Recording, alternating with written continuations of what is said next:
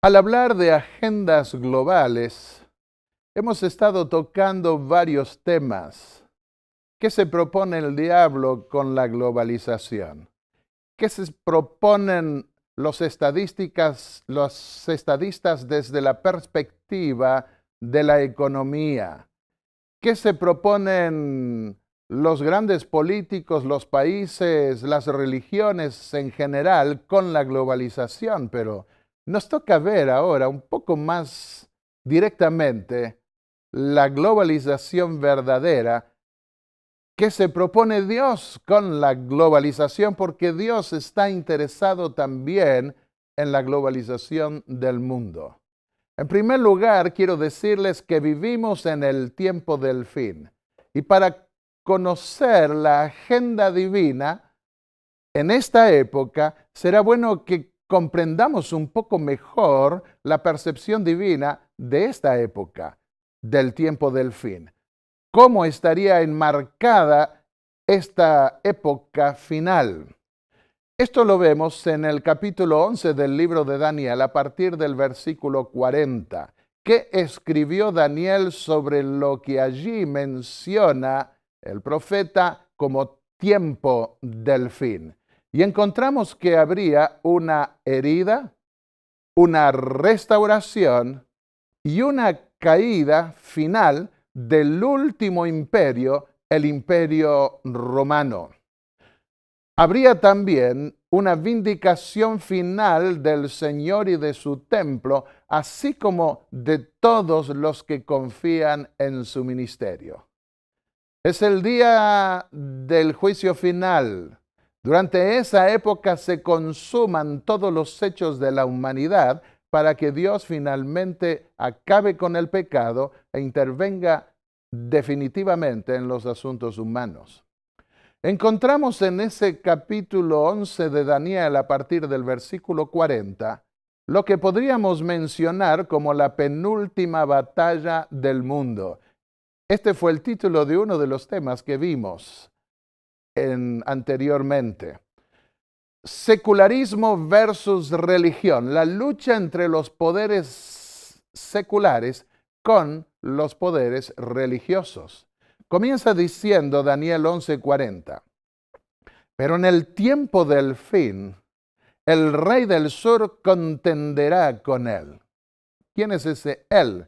Es el rey del norte, del cual venía hablando en la parte anterior de esa visión. Y el rey del norte se levantará contra él. ¿Contra quién? Contra el rey del sur. Como una tempestad, con carros y gente de a caballo y muchas naves, y entrará por las tierras e inundará y pasará.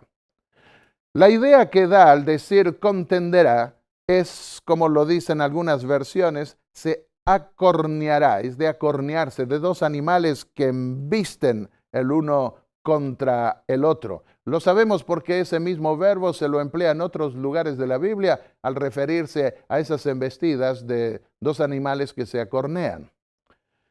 El rey del norte es Babilonia. En la época de Daniel, contemporáneo de Jeremías, del profeta Jeremías, podemos ver que se consideraba a Babilonia como el rey del norte. Jeremías 46:10, en tierra del norte junto al río Éufrates. El Éufrates pasaba por la ciudad de Babilonia. El sur, el rey del sur es Egipto. Jeremías 46:20, en ese mismo versículo y en varios otros capítulos más, se refiere a Egipto y representa a Egipto también como con un animal. Era típico. Cuando la Biblia habla de bestia, no estamos tratando a nadie de bestia, sino estamos hablando de figuras que representan imperios o gobiernos. Y aquí dice, becerra hermosa es Egipto, mas viene destrucción, del norte viene. Viene destrucción. Daniel 11:43 destaca también, extenderá su mano contra las tierras y no escapará el país de Egipto. Ahora, vamos al Apocalipsis y vemos que Egipto y Babilonia son simbólicos. Después de la venida de Cristo, Israel ya no es el Israel literal, sino es el pueblo de Dios, el pueblo cristiano que sigue a Cristo. Ese es el Israel de Dios, dice Gálatas 6, versículos 15 y 16. También vemos el rey del oriente, que antiguamente era el rey persa que libró de Babilonia a los cautivos. Se refiere a Cristo y a sus ángeles que vienen para librar la batalla final. Eso lo consideramos también en un tema. Y Babilonia se refiere a Roma, a la Iglesia Católica Romana, porque está además representada por una mujer y por una mujer infiel. Si se la representa como ramera, es porque en lugar de unirse con Cristo, se une con los pueblos de la tierra. El Egipto de los últimos días. Dice Apocalipsis 11, versículos 7 y 8, claramente que no es un Egipto literal, sino que en sentido simbólico o espiritual, dice, se llama Egipto. Una bestia espantosa, una bestia que se levanta del abismo. Gobiernos seculares están representados, los gobiernos seculares en el tiempo del fin, justamente por esta otra bestia del capítulo 11 de Apocalipsis.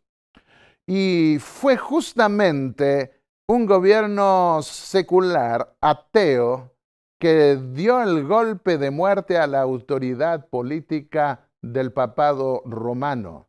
Eso estaba predicho en Apocalipsis 3, el versículo 3. Una de sus cabezas parecía herida de muerte. Un golpe de gracia le dio. Y esa herida tuvo que ver con la separación de iglesia y Estado, de los poderes religiosos para con los poderes seculares. Y eso trajo un oasis de libertad al mundo. El general Berthier, jefe del ejército de Napoleón, en 1798, tomó prisionero al Papa de Roma y lo desterró, le quitó el anillo de Pedro y dijo que nunca más debía levantarse la autoridad del papado en ese lugar. Y ninguna nación de Europa salió en defensa del pontífice romano. Los francos habían sido la tribu más fiel al papado durante toda la Edad Media y fue 1290 años con el rey Clodoveo, el primer rey de los francos que fundó la ciudad de París, que antes existía con otro nombre. Fue a través de ese rey que se dio por primera vez la unión de iglesia y Estado entre católicos y poderes seculares. Pero ahora el papado en 1798 fue humillado y lo fue repetidamente por Napoleón, quien tomó como prisioneros no solo a Pío VII, sino también a Pío VIII. Aquí podemos ver unas láminas de una burla secular que nos muestra el espíritu anticlerical mundial contra el sistema real y la religión papal. Tantas bulas que ahora en esa hoguera imaginaria en que se pone al Papa, tantas bulas habían dado los papas para quemar a herejes, ahora lo representan como volviéndose contra el pontificado romano. Pío IX alcanzó a escapar el 16 de noviembre de 1849, vestido en la sotana de un sacerdote común y un par de grandes gafas, cuando saqueaban su palacio de verano Quirinal en Roma, y se exilió en Nápoles por más de un año. Se quitó de los católicos el control de la educación en Bélgica. En Suiza se erradicaron todas las órdenes religiosas. El Estado tomó posesión de las escuelas católicas en Austria y secularizó el matrimonio. Aquí podemos ver otra lámina ordinaria, en donde aparece la guillotina, en donde aparecen ahorcándose monjas y sacerdotes, y alguien semidesnudo tocando violín, disfrutando de esa represalia, esa venganza que por siglos estuvo contenida ante un poder que había aplastado, humillado, denigrado y destruido a tanta gente. En Italia confiscaron ahora el patrimonio papal que perdió su dominio territorial sobre Roma. Los jesuitas fueron desterrados de Alemania y se prohibió enseñar a las órdenes religiosas. Se encarceló y expulsó a más de 1000 sacerdotes católicos. Podemos imaginarnos el tremendo terremoto que significó eso. Otra lámina de burla, un cadáver llevando a una corte papal, lo que parece ser más bien una corte fúnebre. Las procesiones católicas fueron prohibidas en Italia al final del siglo XIX. Se multaba, encarcelaba y desterraba a los sacerdotes que se oponían a la nueva legislación, quienes además debían hacer el servicio militar. Viví en Francia 6 años, obtuve mi doctorado en teología en la Universidad de Estrasburgo y enseñé teología en el seminario adventista que está frente a Ginebra, en Suiza, pero del lado francés. Y algunas películas históricas que vi, recuerdo que representaban esa época anticlerical que se había levantado. Eso está todavía muy vivo en la historia y en la conciencia de los franceses. Se anularon los días sagrados. No había día del año en que no se celebraba o festejaba a un santo o a una santa o tenía algo que ver con días religiosos. Y el gobierno francés prohibió las órdenes religiosas en 1901 y cerró 13.904 escuelas católicas. Esto fue algo dramático. Recibió una herida de muerte, anticipaba el profeta, el apóstol.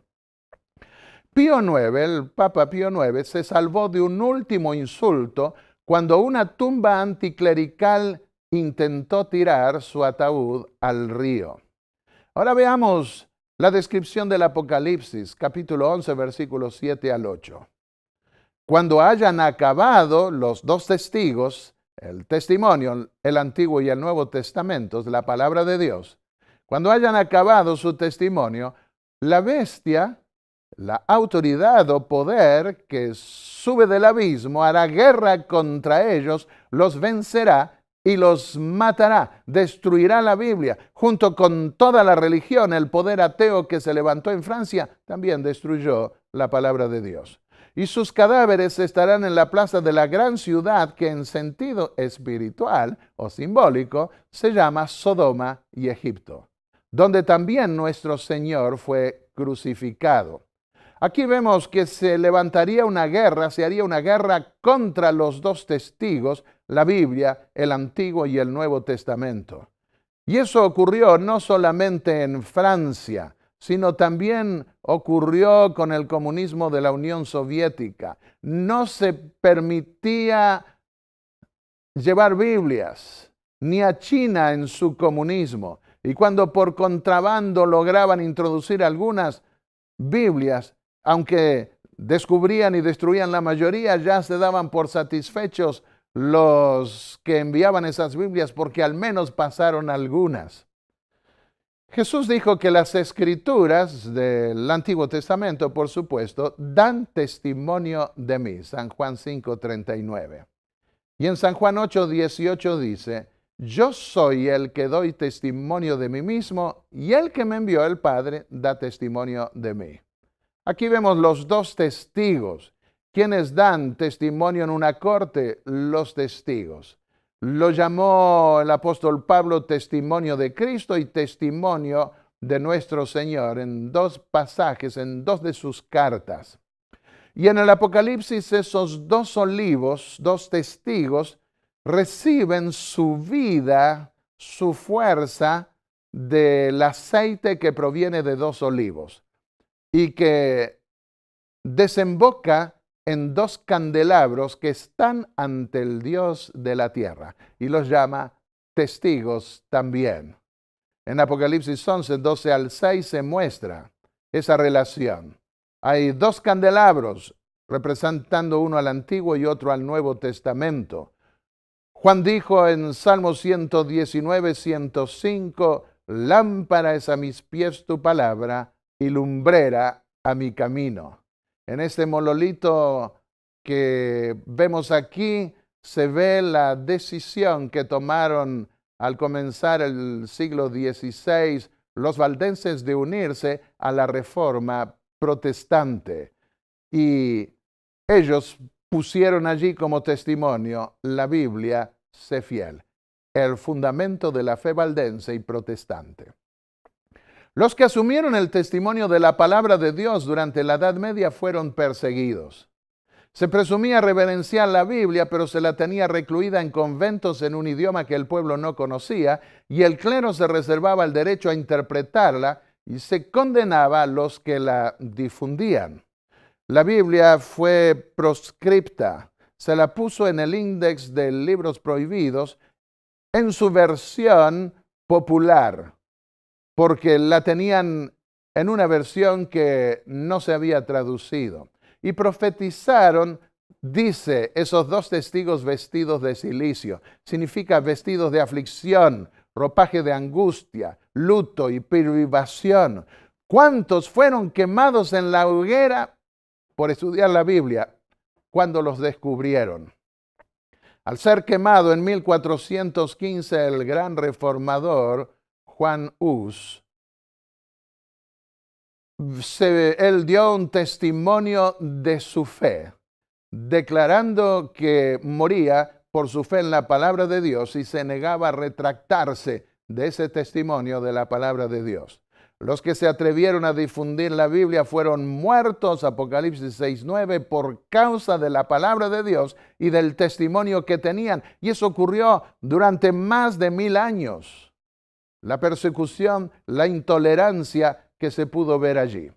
Pero al final de esos 1290 o 1260 años, ya que esas dos cifras están ligadas en Daniel y en Apocalipsis, al final reciben un ataque declarado por un poder que no pretende reverenciar la Biblia, sino que se propone destruirla. En el libro El conflicto de los siglos describe Elena de White, página 312. De todas las naciones mencionadas en la historia de la Biblia, fue Egipto la que con más osadía negó la existencia del Dios vivo y se opuso a sus mandamientos. Si Apocalipsis decía que en sentido simbólico era Egipto, ¿qué sentido simbólico podía proyectar? Tenemos que ir a la historia y en especial de los orígenes, porque así hicieron los profetas cuando quisieron representar la característica clave de un pueblo, de una nación que iba a ser ponderada o condenada. Ningún monarca, sigue diciendo Elena de White, resistió con tanto descaro a la autoridad del cielo como el rey de Egipto. Y esto lo vemos repetido en Francia cuando ahora se burlaban públicamente de Dios y de la existencia de Dios. Cuando se presentó Moisés ante el faraón para comunicarle el mensaje del Señor, el faraón contestó con arrogancia: ¿quién es el Eterno para que yo oiga su voz y deje ir a Israel? Éxodo 5:2. Y esto se reprodujo ahora. Yo no conozco al Eterno, ni tampoco dejaré ir a Israel. Y el espíritu anticlerical y antirreligioso que se levantó en la Revolución Francesa reflejó un carácter semejante al del faraón de Egipto en aquella ocasión cuando Moisés se acercó para pedir que deje en libertad a su pueblo. Y ellos levantaron, en lugar de Dios, levantaron la diosa la razón. Fueron los franceses los que enviaron la Estatua de la Libertad, como se la conoce, que está en Nueva York, donde aparece una mujer. Esto es ateísmo, declaró Elena de White.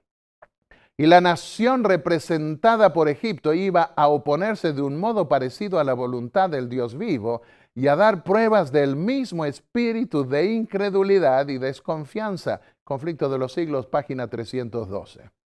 La corrupción de Sodoma al quebrantar la ley de Dios fue puesta de manifiesto especialmente en la vida disoluta, y este pecado iba a ser también rasgo característico de la nación que cumpliría lo que estaba predicho. La guillotina se cansó de cortar cabezas. Estuve en Francia cuando por televisión decidieron guardar esa guillotina como monumento histórico, pero la hicieron desaparecer de los lugares de ejecución. Una vergüenza, decían, a nuestro sistema de gobierno. Hicieron la guerra contra la Biblia y contra todo libro religioso. Se hicieron grandes hogueras para quemarlos. Quemar todos esos libros religiosos. En el libro Educación, página 224.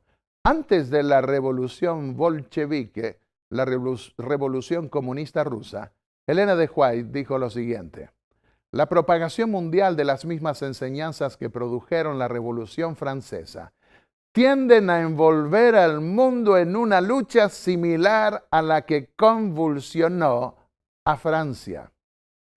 Bueno, así que volvamos ahora a esa proyección de lo que ocurriría en el tiempo del fin. Sabemos que en la dispensación cristiana, estas proyecciones del Antiguo Testamento se cumplen en una dimensión simbólica. Lo dice abiertamente el Apocalipsis. Hay una Babilonia espiritual y representa a Roma y representa a las autoridades clericales que emanan de Roma. Y hay otra representación de un Egipto que representa los poderes ateos o seculares. Esa Babilonia, Roma, recibe en el tiempo del fin una embestida de los poderes seculares que le producen, según el Apocalipsis, una herida de muerte, pero después reviven las partes finales. Y les anticipo ya, estamos viviendo en esa restauración, en ese periodo de restauración de autoridad del papado, aunque hay muchas otras fuerzas seculares que buscan desprestigiar la labor de Roma. La restauración, dice, el rey del norte se levantará contra él como una tempestad y no escapará el poder secular representado por Egipto. El rey del sur así representa a Egipto, es decir, representa los poderes seculares, y el rey del norte, Babilonia, los poderes clericales. Veamos ahora la globalización divina una vez que tenemos este cuadro de lo que ocurre durante todo el tiempo del fin. El primer mensaje mundial está en Apocalipsis 14, versículos 6 y 7. Debía enviarse a toda nación, tribu, lengua y pueblo, y está en toda nación, tribu, lengua y pueblo. ¿Qué debía decir? Ese mensaje iba a darse contra el mundo ateo y secular. Apocalipsis 14, versículo 7. Temed a Dios y dadle gloria.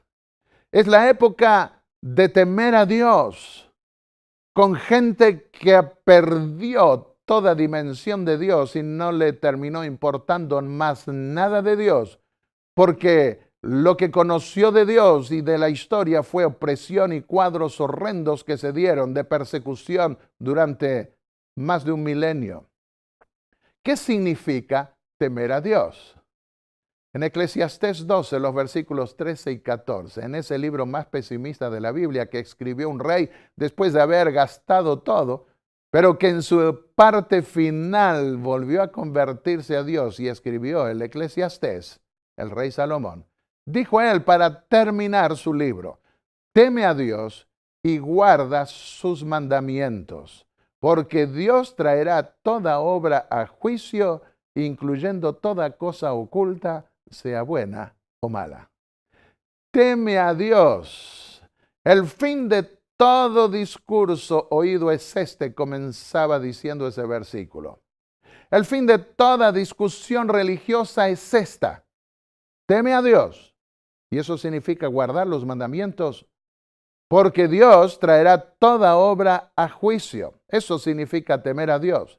Y vamos al primer mensaje angélico mundial y debía decir: temed a Dios y dadle gloria, porque la hora de su juicio ha llegado. Eso debía significar: temed a Dios, guardad los mandamientos de Dios, porque estamos en la época del juicio final. En Daniel 8:14 se habla de la vindicación final del gobierno de Dios que se daría en una obra de juicio. Porque ese juicio final, ese juicio previo a la ejecución de la sentencia divina, debía vindicar el carácter de aquel que moraba en el templo.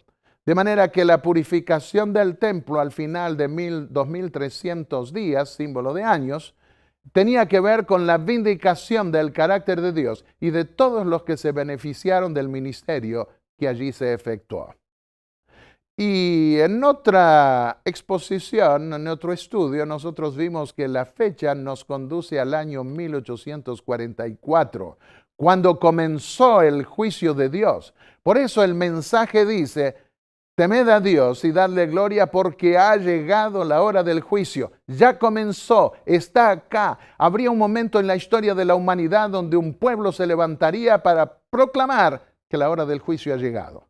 Porque nunca Dios destruye un pueblo o una nación sin antes dar un mensaje. Ese es un principio que nosotros lo vemos ligado a la historia del Antiguo Testamento. ¿Qué significa darle gloria? Es reconocerlo como nuestro Creador. El apóstol Pablo en la epístola a los Romanos en el primer capítulo dijo que su eterno poder y su divinidad se ven claramente desde la creación del mundo y se entienden por las cosas que han sido creadas. Pero habiendo conocido a Dios, no lo glorificaron como a Dios, ni le dieron gracias. Y como no quisieron reconocer a Dios, se los entregó a una mente depravada. Díganme si esto no es lo que pasa en tantas universidades en donde ni se menciona a Dios y buscan desesperadamente algún eslabón perdido que pueda encontrar una explicación a una presunta evolución que por la fuerza de la naturaleza se habría dado para que exista vida. Están desesperadamente buscando en Marte ahora y han buscado en otros lugares datos que pudieran permitir ver que alguna vez, tal vez, hubo vida.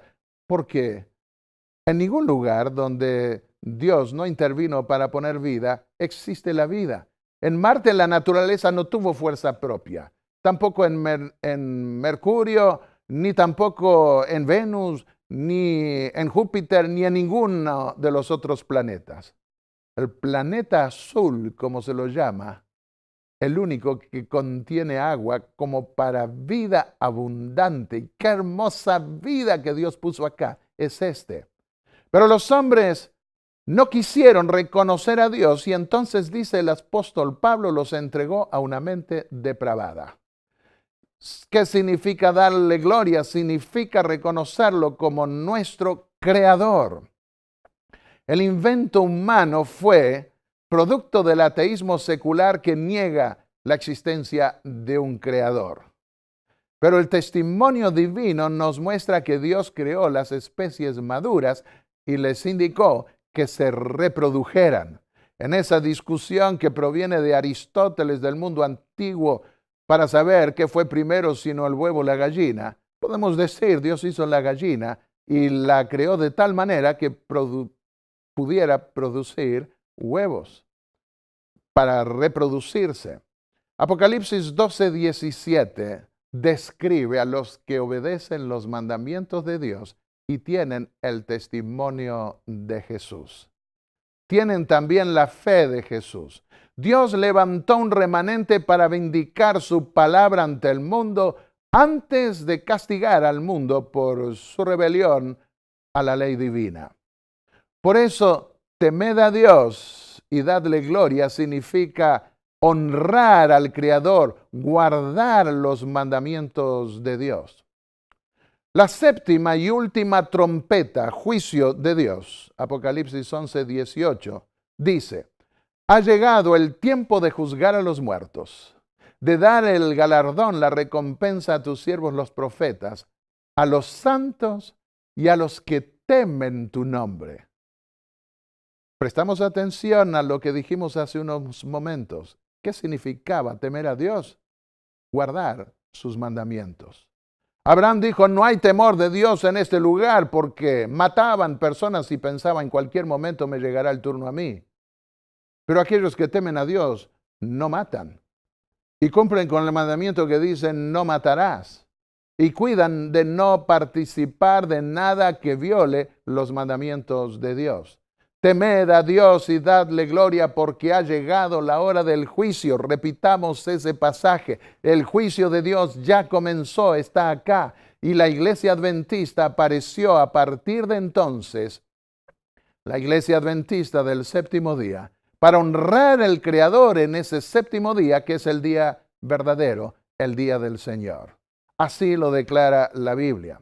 El cuarto mandamiento dice, acuérdate del día sábado para santificarlo, porque en 6 días el Señor hizo el cielo. Acuérdate. Nuestra tendencia humana es a olvidar, pero Dios llama a que nos acordemos, que no nos olvidemos. En 6 días hizo el Señor el cielo, la tierra y el mar y todo lo que contienen y reposó en el séptimo día. Éxodo 28 al 11, este es el cuarto mandamiento. Y Apocalipsis 14, 7 dice, adorad al que hizo el cielo y la tierra, el mar y las fuentes de las aguas. Usa el lenguaje del día del Creador. Esto nos enseña en las universidades. Venimos de millones de años, calculan algunos, pero aquí dice que Dios hizo el mundo en 6 días. El segundo mensaje angélico, el segundo mensaje mundial, es contra la apostasía del mundo religioso. Así como estaría en el tiempo del fin la contención entre los poderes seculares y los poderes religiosos, y en donde habría una mezcla de conceptos seculares y de conceptos religiosos, el segundo mensaje angélico se dirige más directamente a Babilonia, a Roma, a la apostasía mundial de la madre Roma y sus hijas, las otras iglesias que terminan uniéndose con Roma en propósitos y doctrinas comunes. ¿Qué dice ese segundo mensaje angélico? Ha caído la gran Babilonia. Ha caído la gran Babilonia. Están lo que hoy se conocen los globalifóbicos. Hacen manifestaciones contra la globalización. No confundamos una cosa con la otra. El mensaje ha caído Babilonia no tendría propósito de romper puertas y causar daños. Simplemente advertir que ha caído la iglesia en su moral por sus pecados que se han amontonado y llegado hasta el cielo. Dice en ese llamado final del segundo mensaje, la que ha dado a beber a todas las naciones del vino del furor o de la ira de su fornicación, adulterio, corrupción moral de toda naturaleza forman parte de la iglesia de Roma, como se ha visto, ha salido a la luz en estos últimos años, pero también ha afectado y está arrastrando tras sí a iglesias protestantes, evangélicas y a todo tipo de religión en el mundo. Y cuidado que nosotros que damos este mensaje no caigamos en la misma trampa. Hemos salido realmente de Babilonia. Es un llamado que debemos hacernos permanentemente. Babilonia es un símbolo de Roma. La mujer es símbolo de la iglesia en Efesios 5. Y se trata aquí de una iglesia corrupta porque dice que se corrompió, se prostituyó. Es una ramera que se unió ilícitamente con los gobiernos de la tierra. Y hasta hoy sigue pactando, buscando pactar con gobernantes para lograr prevalecer sobre todas las naciones.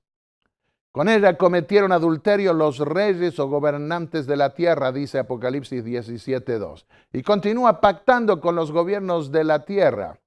Vemos también cómo hasta el mismo pontífice, el Papa Francisco, logró unirse con el primer ministro palestino, el de Israel, el de la religión ortodoxa, buscando aparentemente unir lo imposible, buscando hacer la paz. No atacamos esas buenas intenciones. Yo creo que son muy buenas intenciones. pero son intenciones más que nada políticas, porque la Biblia dice no habrá paz para los impíos y eso significa que no habrá paz para aquellos que no quieren guardar la ley de Dios y convertirse al Evangelio. Este mundo no se convertirá y no se podrán resolver los problemas humanos solo desde la perspectiva política. Se requiere más que nada una verdadera conversión a la ley de Dios y a Cristo como Salvador del mundo. Acá lo vemos también al Papa Francisco en una reunión con líderes evangélicos por la unión de las iglesias. Los evangélicos eran hasta hace poco, y todavía hay muchos de ellos, reacios a todo acercamiento a Roma. Pero muchos evangélicos están diciendo, éramos enemigos, pero ahora podemos encontrar lazos de unión. Joel Austin, con otros líderes evangélicos, quedó admirado por el concepto de una iglesia inclusiva. Miren ustedes, una iglesia inclusiva. Eso es lo que busca Babilonia, la unión, pero el llamado final de Dios es a salir de esa iglesia inclusiva, sino a irse, a retirarse de allí, porque sufrirá los juicios finales de Dios en las 7 postreras plagas. El último llamado al mundo aparece en Apocalipsis 18, versículos 1 al 2, que refuerza el llamado de Apocalipsis 14, 8, el segundo mensaje angélico de orden mundial. En ese segundo mensaje angélico dice que se pronuncia ese mensaje de la caída de Babilonia, pero no dice que es a gran voz. Esto se da ahora en los momentos finales. La tierra fue iluminada con su gloria. Clamó con gran, potente voz. Ha caído la gran Babilonia y se ha vuelto habitación de demonios, declara allí. Miren ustedes, del órgano informativo del Vaticano, CENIT, el 21 de mayo del año 2000. En Italia se está poniendo de moda hablar con los muertos, reconocen. Vuelve el espiritismo con una cara nueva. Los obispos afirman que se han multiplicado en la región los encuentros, seminarios de estudios y congresos centrados en la comunicación ultraterrena. Dentro de estos grupos actúan sacerdotes conocidísimos por su función en la sociedad. Y por si fuera poco, agrega, en algunos de estos encuentros se celebra la misa. Y hay hasta misas negras que se realizan en el Vaticano, son misas diabólicas directamente. En la cúpula de la Iglesia Católica Romana se escribió este libro, El Vaticano contra Dios, y habla de droga, de sexo, de homosexualidad, de abusos y luchas de poder y de espiritismo. Hasta el mismo Papa Francisco, que se propuso reformar algunas cosas, decidió no dormir donde solían dormir por temor a ser envenenado como un papa anterior cuando no fue del gusto de la mayoría o al menos de algún grupo. Elena de White en 1911 anticipó todo esto. Lo que estaba haciendo ella era ampliar el testimonio del Apocalipsis. En la página 661 del libro El conflicto de los siglos escribió: conforme vayan siendo aceptadas las enseñanzas del espiritismo en las iglesias, irán desapareciendo las vallas impuestas al corazón carnal, y la religión se convertirá en un manto para cubrir las más bajas iniquidades. ¿Qué está pasando con la religión hoy en día? Antes uno decía religioso y parecían respetarlo más, pero hoy hasta casi da vergüenza decir religioso, porque tanta inmundicia hay en las religiones hoy, en líderes religiosos. Sale a la luz todo eso, las demandas por abusos de menores. Bueno, eso está en los diarios de una manera tal que no necesitamos dedicar tiempo aquí a repetirlo. Se iba a volver, Apocalipsis 18:2, guarida de todo espíritu impuro y albergue de toda ave sucia y aborrecible.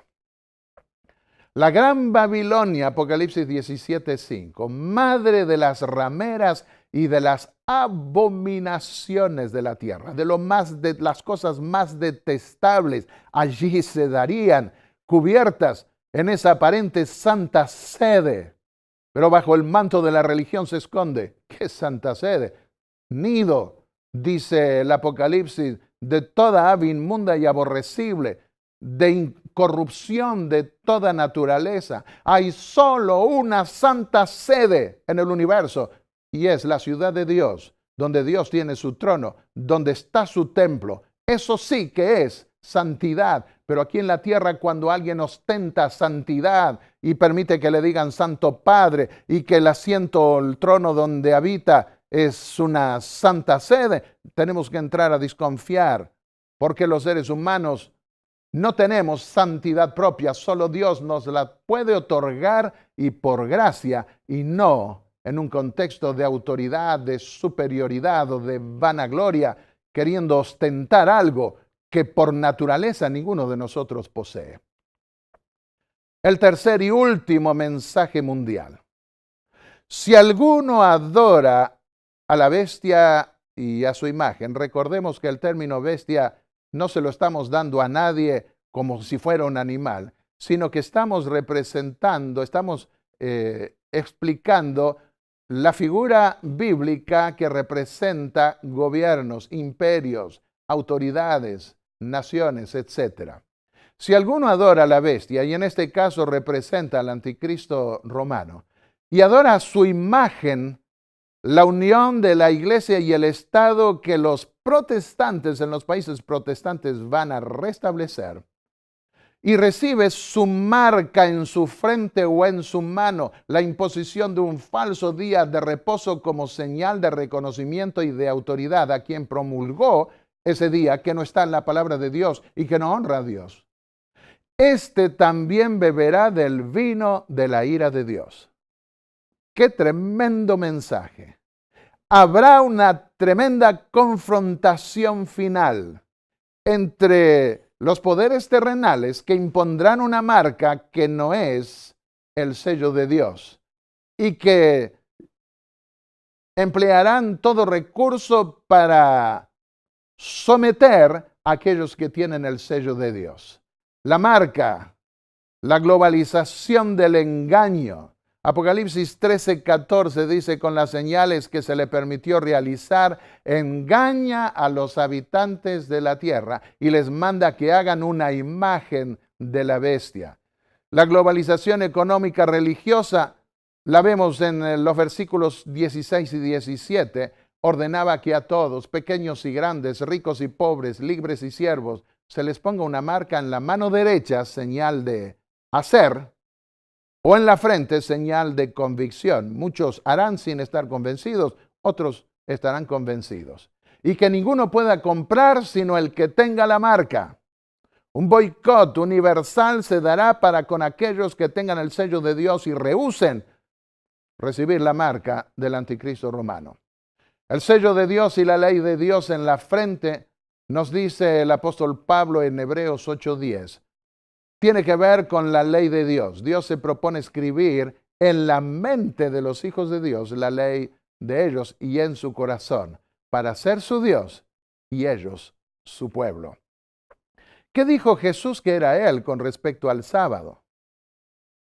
El que guarda el sábado le pertenece, porque con respecto al sábado, el sábado le pertenece al Hijo de Dios. Marcos 2:28 dijo, el Hijo del Hombre es también Señor del sábado. Y si nosotros guardamos el sábado, también le pertenecemos.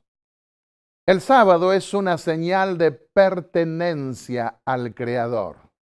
En Ezequiel 20, versículos 12 y 20, les di, dice el profeta, Dios a través del profeta, mis sábados, para que fuesen una señal entre mí y ellos, para que supiesen que yo soy el Eterno que los santifico.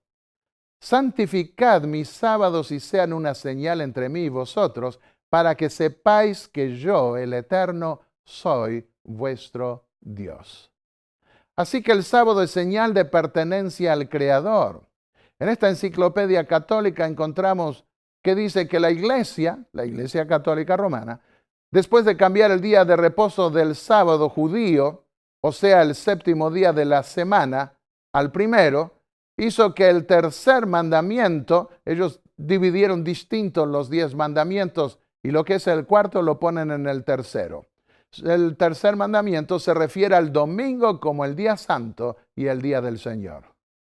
¿De quién proviene la autoridad del domingo? De la Iglesia Católica Romana. Y los que se someten a la observancia de ese día, lo que hacen es reconocer la autoridad de ese príncipe impostor. Apocalipsis 14:12. Sin embargo, dice, aquí está la paciencia de los santos, los que guardan los mandamientos de Dios y la fe de Jesús.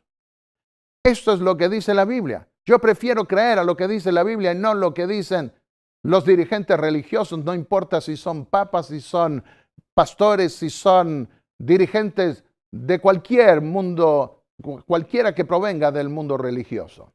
La Biblia dice que son los que guardan los mandamientos de Dios y la fe de Jesús, los que tendrán el sello de Dios. Y serán ellos mayoría. No nos preocupemos quiénes van a ser mayoría o no mayoría, porque Dios salvará un remanente, no a todo el mundo. Lucas 12:32, Jesús dijo, no temáis, rebaño pequeño, porque a vuestro Padre le ha placido daros el reino. No temáis. El número no es lo que cuenta, es la integridad, la transparencia delante de la ley de Dios, sin tapujos, sin cambios, sin modificaciones, tal como Dios dio esa ley, tiene que ser guardada. Hace poco leí del Papa Francisco que decía en un noticioso, aparecía que algunos están queriendo exigir por el mundo que se guarde el sábado como verdaderos fariseos y se olvidan de ejercer la misericordia, el amor y otras cosas más de las que habló Jesús. No hay que olvidar ninguna de las dos cosas. Hay que hacer obra en favor de los pobres, de los necesitados. La Iglesia Adventista, a través de ADRA y distintos organismos, hace obra social extraordinaria en toda la tierra de acuerdo a sus posibilidades. Misericordia, compasión, debemos ejercerla siempre, pero nunca dejar de guardar los mandamientos de Dios, incluso el sábado, que está en el cuarto mandamiento. Escribió Elena de White en el libro El conflicto de los siglos, página 670. La gran obra de evangelización no terminará con menor manifestación del poder divino que la que señaló el principio de ella. ¿Cómo hacer para llevar este mensaje a todo el mundo? Se necesita el poder de Dios. El poder humano no lo puede lograr por sí mismo. Entonces sigue diciendo, los rayos de luz penetrarán por todas partes. La verdad aparecerá en toda su claridad y los sinceros hijos de Dios romperán las ligaduras que los tenían sujetos. Los lazos de familia y las relaciones de la iglesia serán impotentes para detenernos. La verdad les será más preciosa que cualquier otra cosa. A pesar de los poderes coligados contra la verdad, un sinnúmero de personas se alistará en las filas del Señor. Esto está pasando a iglesias enteras que se están convirtiendo y aceptando la verdad que Dios tiene para estos tiempos. Dijo Jesús, Mateo 24:14, este evangelio del reino será predicado en todo el mundo, en toda nación, tribu, lengua y pueblo, para testimonio a todas las naciones, y entonces vendrá el fin. Querido amigo que estás escuchando este mensaje, la Iglesia Adventista está cumpliendo con este mandato y está en todos los países de la tierra. Es un remanente, una manada pequeña que Dios está juntando.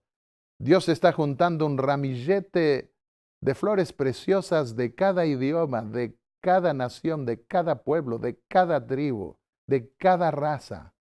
Porque Dios quiere llevar a su reino celestial a gente que se humille ante Él, pida perdón de los pecados confiando en los méritos del sacrificio de Jesús se convierta de corazón y guarde sus mandamientos para representarlos delante del mundo y delante del universo, para mostrar cómo los frutos de su sacrificio se cumplieron en ellos. El último llamado al mundo no es un llamado a la unión de las iglesias, es un llamado a salir de la gran Babilonia. Salid de ella, pueblo mío, dice Apocalipsis 18:4, para que no participéis de sus pecados y no recibáis de sus plagas. Y yo sé que hay muchas personas que son pueblo de Dios en la Iglesia Católica Romana, incluso sacerdotes que adoran a Dios de acuerdo a la luz que tienen, de acuerdo a su conciencia. También sé que en las iglesias bautistas y protestantes hay gente sincera de corazón que busca a Dios y Dios las considera, el Señor las considera mi pueblo. Pero en el momento final, ellos escucharán la voz de Dios que les dirá: salid de esa unión babilónica, pueblo mío, para que no seáis partícipes de las plagas finales. A ti te extiendo el llamado a salir de Babilonia hoy. Yo mismo debo cuidar de que Babilonia no penetre en mí y a menudo debo reflexionar y analizar mi corazón para estar seguro de que Babilonia no ha podido penetrar en mí. Pero debemos salir de esa unión falsa de aquellos que han apostatado de la ley de Dios y que no cumplen con la obligación de guardar los mandamientos de Dios. Y en donde se requiere también, para poder salir de Babilonia, quitar, librar a las personas de esos pecados que caracterizan, esos pecados de inmoralidad, de corrupción, y que bajo la apariencia de la piedad pretenden dar honra a Dios. Pero no se puede honrar a Dios, no se puede dar gloria a Dios si no se guardan sus mandamientos. Te extiendo a ti el llamado a salir de Babilonia. ¿Quieres hacerlo? Únete con nosotros en la predicación final de este mensaje con un corazón convertido y poseído verdaderamente por un espíritu genuino, el Espíritu de Dios que convierte el alma. Inclina el rostro para orar. Padre y Dios Santo que estás en los cielos, qué tremendo mensaje has dado para el fin del mundo. Pero sabemos que en el fin del mundo todo se convulsiona, la naturaleza, las naciones, los pueblos, las religiones. Señor, nosotros no queremos perder el rumbo, no queremos que nada nos distraiga de contemplarte a ti y saber que tú tienes poder para redimir, para salvar del pecado y de la corrupción, pero al mismo tiempo para redimir a tu pueblo en la época final y llevarlo a tu reino eterno. Queremos comenzar saliendo del mundo, de sus prácticas, de esas prácticas que vuelven seculares a las personas en donde no se interesan en las cosas de Dios. Y de esas prácticas también que conducen a una falsa idea de que se te puede honrar sin necesidad de guardar tus mandamientos tal cual tú los escribiste. Fidelidad queremos tener y la podemos obtener gracias a los méritos de Jesús nuestro Salvador con el perdón de los pecados. Fidelidad la podemos obtener porque tú das tu espíritu a aquellos que quieren obedecer tus mandamientos y ese espíritu significa poder para obedecer. En el nombre de Jesús te lo pedimos y agradecemos.